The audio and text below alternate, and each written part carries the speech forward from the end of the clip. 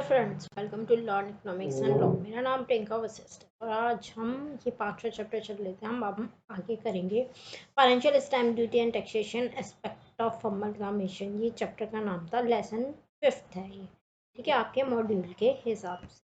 ठीक है, इसमें क्या कह रहे हैं, यहाँ तक इससे ऊपर हमने कर लिया था। आपको देखना हो तो आप मेरे पुराने वीडियो देखना, ठीक है, लास्ट वीडियो में ही होगा, ठीक है ना। अब देखते हैं stamp duty on other document. ये हमें पता है कि स्टैम्प ड्यूटी जो है वो इंस्ट्रूमेंट पे लगती है, ठीक है। तो अब इसमें क्या कह रहे हैं आगे, usually in A merger several other document agreement indemnity bonds etc are executed depending on the fact of each cases and requirement of the parties। यानी कि जितने भी मर्जर के रिगार्डिंग में, जब आप मर्जर करते हैं तो जो और डॉक्यूमेंट है वो भी सब एग्जीक्यूट होते हैं और वो केस के हर एक केस में अलग अलग तरीके से डिपेंड करता है। किसी केस में स्टैम्प ड्यूटी लगती है, यदि डॉक्यूमेंट जो है वो इंस्ट्रूमेंट काउंट होता है तो ही आप स्टैम्प ड्यूटी लगाएंगे, अदरवाइज अलग अलग केस में अलग अलग रूल्स फॉलो होते हैं। ऐसा नहीं है कि यदि आपका मर्जर हो रहा है तो हर एक डॉक्यूमेंट पे आप स्टैम्प ड्यूटी लगाएंगे, ठीक है। इसके बाद लिखा है stamp duty would be also be leviable as per the nature of the instrument and its content. यानी कि ये बात कह रहे हैं कि आपको ये बात पता होनी चाहिए कि स्टैम्प ड्यूटी जो लगती है वो हमेशा हमेशा इंस्ट्रूमेंट पे लगती है। और इस चैप्टर में इंस्ट्रूमेंट की अलग से एक डेफिनेशन दी हुई है यहाँ पर, ठीक है। उसके यदि ये वाली incidence of levy of stamp duty, यानी कि सेक्शन 3 कहता है इंस्ट्रूमेंट के रिगार्डिंग में, स्टैम्प ड्यूटी के रिगार्डिंग में इंस्ट्रूमेंट की डेफिनेशन बताता है। यदि 4 पॉइंट क्लियर होंगे, ठीक है ना, सेटिस्फाइड कंडीशन होगी इन 4 पॉइंट की, तो ही आप किसी भी डॉक्यूमेंट को इंस्ट्रूमेंट कहोगे, अदरवाइज वो डॉक्यूमेंट पे स्टैम्प ड्यूटी नहीं लगेगी। यदि वो डॉक्यूमेंट इंस्ट्रूमेंट के अंडर आता है तो ही आप उसको स्टैम्प ड्यूटी में काउंट करेंगे, ठीक है। ये बात कह रहे हैं कि हर एक डॉक्यूमेंट अलग होता है, यदि वो इंस्ट्रूमेंट की डेफिनेशन में आता है तो ही उस डॉक्यूमेंट पे स्टैम्प ड्यूटी लगेगी, अदरवाइज नहीं लगेगी। No stamp duty is payable on an order issued by the board for industrial and financial reconstruction. यानी कि बाइफर के अकॉर्डिंग यदि कोई ऑर्डर इशूड हुआ है बाइफर फॉलो करने के लिए, तो उस पर कोई स्टैम्प ड्यूटी नहीं लगेगी। क्यों? Sanctioning on amalgamation apparently on the ground that such order aim at, इस ऑर्डर का एम होता है किसी भी सिक कंपनी को, सिक बिजनेस को आपको रिवाइव करवाना है, उसको सर्वाइव करवाना है।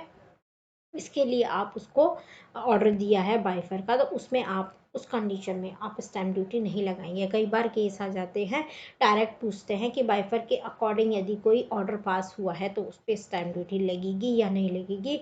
आपके मॉड्यूल में ये एक लाइन में बात क्लियर करी हुई है कि बाइफर के अकॉर्डिंग यदि कोई कोर्ट कोई ऑर्डर इशूड करती है, कोई प्रॉपर्टी का कोई इधर से उधर ट्रांसफ़र होता है, तो उस पर कोई स्टैम्प ड्यूटी नहीं लगेगी, क्योंकि उसका एम है rehabilitation business and under sick industrial companies act के तहत उसको आप सरवाइव करवाने के लिए उसमें सारी एक्टिविटी कर रहे हो, उसका ऑर्डर पास कर रहे हो कोर्ट का, ठीक है। तो ये बात हो गई। अब ये लिखा है कि amalgamation between holding and subsidiary companies exemption from the payment of stamp duty. यानी कि दो कंपनीज, दो सब्सिडरी कंपनी में या फिर एक होल्डिंग एक सब्सिडरी कंपनी में प्रॉपर्टी का आप ट्रांसफ़र कर रहे हो, तो उस पर स्टैम्प ड्यूटी कहाँ कहाँ एग्जम्प्ट होगी और कहाँ कहाँ उस पर स्टैम्प ड्यूटी लगेगी, ये भी आपको अलग से यहाँ पर मेंशन किया हुआ है, बताया हुआ है आपके मॉड्यूल में। ये पढ़ते हैं हम क्या कह रहे हैं। The central government has exempted the payment of stamp duty on the instrument evidencing transfer of property between companies limited by share as defined in the Indian Companies Act 1913 in case, ठीक है। यानी कि आपके Indian companies act 1913 के तहत जो companies limited by shares हैं उनके बीच में यदि आप प्रॉपर्टी का ट्रांसफ़र करते हो, तो सेंट्रल गवर्नमेंट ने कुछ कंडीशन, ये 3 कंडीशन दी हुई है। यदि कोई भी company, holding company, subsidiary company, यानी कि 2 सब्सिडरी कंपनी इन 3 कंडीशन में से किसी भी एक कंडीशन को फॉलो करती है तो आपको स्टैम्प ड्यूटी देने की जरूरत नहीं है। ये बात सेंट्रल गवर्नमेंट कह रही है। अब वो कंडीशन क्या है? Where at least 90% of the issued share capital of the transferee company in the beneficial ownership of the transferor company. पहले आप बताएं ट्रांसफरी कंपनी कौन सी होती है और ट्रांसफरर कंपनी कौन सी होती है। मैं अपनी लगभग सारी वीडियो में बताती हूँ, क्योंकि ये शब्द हर जगह इस्तेमाल होता है। ट्रांसफरी कंपनी वो होती है जिसमें कोई प्रॉपर्टी ट्रांसफ़र हो रही है, जिसको जा रही है, वो ट्रांसफरी कंपनी हो गई। और ट्रांसफरर कंपनी वो हो गई जिससे जा रही है, यानी कि प्रॉपर्टी का ट्रांसफ़र हो रहा है एक कंपनी से। एक कंपनी प्रॉपर्टी दे रही है बी कंपनी को, तो जो ए कंपनी हुई वो हुई ट्रांसफरर कंपनी, और जो बी कंपनी हुई जो प्रॉपर्टी को ले रही है वो हो गई ट्रांसफरी कंपनी। अब यदि 90% issued share capital transferee company के ओनरशिप है, बेनिफिशियरी ओनरशिप है ट्रांसफरर कंपनी के, तो इस कंडीशन में यदि 90%, आप एग्जांपल ऐसे लीजिए, ए जो है वो ट्रांसफरी कंपनी है, बी जो है वो ट्रांसफरर कंपनी है, ठीक है। तो यदि ट्रांसफरी कंपनी के इशूड शेयर कैपिटल 90% आपके ओनर हैं कौन, ट्रांसफरर कंपनी के, तो आप इसके बीच में यदि कोई प्रॉपर्टी का ट्रांसफ़र होता है तो वो सेंट्रल गवर्नमेंट कहती है कि स्टैम्प, उस पर स्टैम्प ड्यूटी नहीं लगेगी। ठीक है। पर ये ट्रांसफरी कंपनी के 90% शेयर किसके नाम होने चाहिए, ट्रांसफरर कंपनी के नाम होनी चाहिए। उसकी ओनरशिप उन पे होनी चाहिए, 90% से कम ना हो उसकी ओनरशिप। ट्रांसफरर कंपनी के यदि 90% से ज़्यादा ट्रांसफरी कंपनी में ओनरशिप है और उन दोनों के बीच में कोई प्रॉपर्टी का ट्रांसफ़र होता है तो उस पर स्टैम्प ड्यूटी नहीं लगेगी।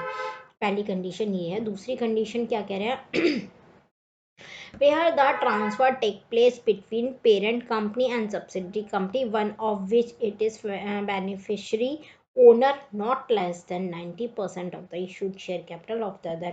इसमें कह रहे हैं कि कोई यहाँ पर आपके फर्स्ट पॉइंट में दे दिया था ट्रांसफरर कंपनी और ट्रांसफरी कंपनी के नाम से, यहाँ पर कह रहा है पेरेंट कंपनी और सब्सिडरी कंपनी। यदि पेरेंट कंपनी की 90% होल्डिंग है आपकी सब्सिडरी कंपनी में, यानी कि सब्सिडरी कंपनी में 90% issued share capital parent company hold करके रखती है, आप उसकी ओनरशिप रखती है, और पेरेंट कंपनी या सब्सिडरी कंपनी में आपस में कोई प्रॉपर्टी का ट्रांसफ़र हो रहा है तो उस पर स्टैम्प ड्यूटी नहीं देनी पड़ेगी। ठीक है, बात क्लियर हुई। सेकंड पॉइंट ये कह रहा है। थर्ड पॉइंट क्या कह रहा है, where the transfer take place between, यानी कि ट्रांसफ़र होता है to subsidiaries companies each which not less than 90% of the share capital in this beneficiary ownership of a common parent company, यानी कि दो सब्सिडरी कंपनी है और उन दोनों कंपनी की एक कॉमन पेरेंट कंपनी है, और वो पेरेंट कंपनी दोनों कंपनीज में 90% और 90% इशूड शेयर कैपिटल रखती है। तो उस कंडीशन में प्रॉपर्टी का, दो सब्सिडरी कंपनी में यदि प्रॉपर्टी का ट्रांसफ़र होता है तो उन दोनों कंपनी को स्टैम्प ड्यूटी देने की कोई आवश्यकता नहीं है। बात क्लियर हुई, यानी कि दो सब्सिडरी कंपनी है, ठीक है, दो सब्सिडरी कंपनी है और वो दोनों सब्सिडरी कंपनी कॉमन एक पेरेंट कंपनी की सब्सिडरी कंपनी है, यानी कि उन दोनों की जो पेरेंट कंपनी है वो एक है, कॉमन है, ठीक है। और 90% और वो पेरेंट कंपनी 90% एक सब्सिडरी में और 90% दूसरी सब्सिडरी कंपनी में अपनी होल्डिंग रखती है। तो उस कंडीशन में यदि दो सब्सिडरी कंपनी के बीच में प्रॉपर्टी का ट्रांसफ़र होता है और उनकी पेरेंट कंपनी सेम है, वो 90% share holding issued share capital रखती है, तो उस कंडीशन में यदि दोनों सब्सिडरी कंपनी के बीच में प्रॉपर्टी का कोई ट्रांसफ़र होता है तो उस ट्रांसफ़र में आपको कोई ज़रूरत नहीं है स्टैम्प ड्यूटी देने की। थर्ड कंडीशन ये कह रहे हैं। अब इसके बाद क्या कहते हैं, इसके बाद कह रहे हैं प्रोवाइडेड, यानी कि हाँ उसके बाद भी कंडीशन लगी हुई है, that in each case A certificate is obtain by the parties from the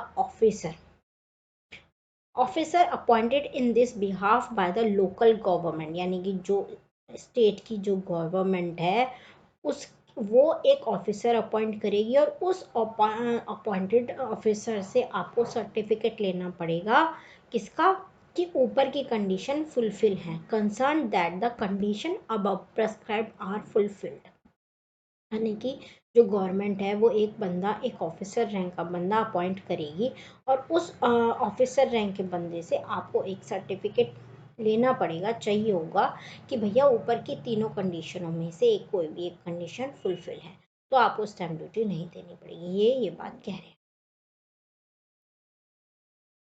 उसके बाद क्या है, Therefore, if property is transferred by way of order of High Court in respect of the scheme of arrangement or amalgamation between companies which fulfill any of the above mentioned three conditions, then no stamp duty would be leviable, provided a certificate certifying the relation between companies is obtained from the officer appointed in this behalf by the local government.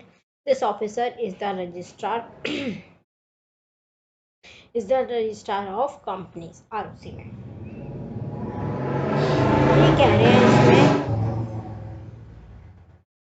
इसमें कह रहे हैं कि यदि high court ने कोई order scheme of amalgamation या scheme of arrangement के तहत कोई हाई कोर्ट ने कोई ऑर्डर इशूड करा है और उस ऑर्डर के रिगार्डिंग आप कोई प्रॉपर्टी का ट्रांसफ़र करते हो तो आपको स्टैम्प ड्यूटी कब नहीं देनी पड़ेगी, वही बात जो ऊपर लिखी है।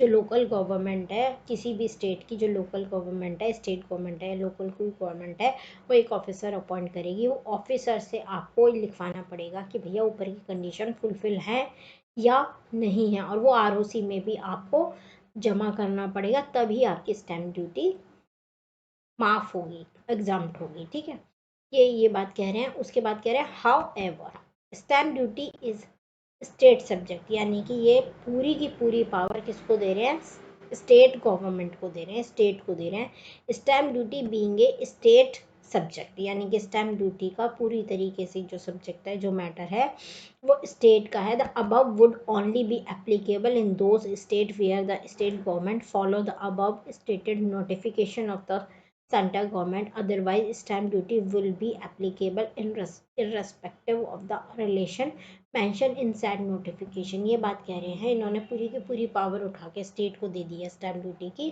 कि हम ये सारी बातें कहते हैं, ये तीनों कंडीशन भी लगाते हैं, ये सारी बातें कहते हैं, पर ये सारी कंडीशन फुलफिल तभी होंगी जब स्टेट कहेगी कि हाँ भैया, स्टेट अपनी स्टेट में, स्टेट गवर्नमेंट या लोकल गवर्नमेंट अपनी स्टेट में उस कंडीशन को लागू करेगी। और यदि स्टेट कहते हैं कि नहीं भैया आपको तो स्टैम्प ड्यूटी देनी ही पड़ेगी, तो आपको स्टैम्प ड्यूटी देनी पड़ेगी, ये कंडीशन कोई मायने नहीं रखती हैं, आपको स्टैम्प ड्यूटी देनी पड़ेगी। पर यदि स्टेट ने कह दिया कि हाँ ऊपर की कंडीशन हम अपनी स्टेट में फुलफिल करेंगे या मानेंगे इसको, तो आपकी ये कंडीशन के हिसाब से स्टैम्प ड्यूटी एग्जाम्प्ट होगी। अदरवाइज यदि स्टेट ने कह दिया कि ऊपर वाली कंडीशन को, किसी भी कंडीशन को हम नहीं मानते, आपको स्टैम्प ड्यूटी देनी पड़ेगी, तो आपको स्टैम्प ड्यूटी देनी पड़ेगी, आप उसमें आर्गूमेंट नहीं कर सकते। ये टोटली मैटर किसका है, स्टेट का है, स्टैम्प ड्यूटी देना या न देना। और ये कह रहे हैं कि यदि ऊपर स्टेट गवर्नमेंट अलाउ करती है तो ऊपर वाली कंडीशन के हिसाब से आपको एग्जाम्प्ट हो जाएगी स्टैम्प ड्यूटी, अदरवाइज आपको स्टैम्प ड्यूटी देनी पड़ेगी। पूरी पावर किसके पास है, स्टेट के। अब इसके रिगार्डिंग देखिए, मैं ना डेली वीडियो नहीं बन पाती है मेरी, मैं कोशिश करूँगी डेली लेके आऊँ आपके लिए वीडियो, पर नहीं हो पाती है। आप मेरी मैं जो वीडियो बनाती हूँ उसको देखिए, ठीक है। उसमें यदि आपको कोई डाउट है तो कमेंट बॉक्स में मुझे बताना, ठीक है। और वीडियो अच्छी लगी हो तो बताना, और चैनल को सब्सक्राइब करना, लाइक करना, शेयर करना।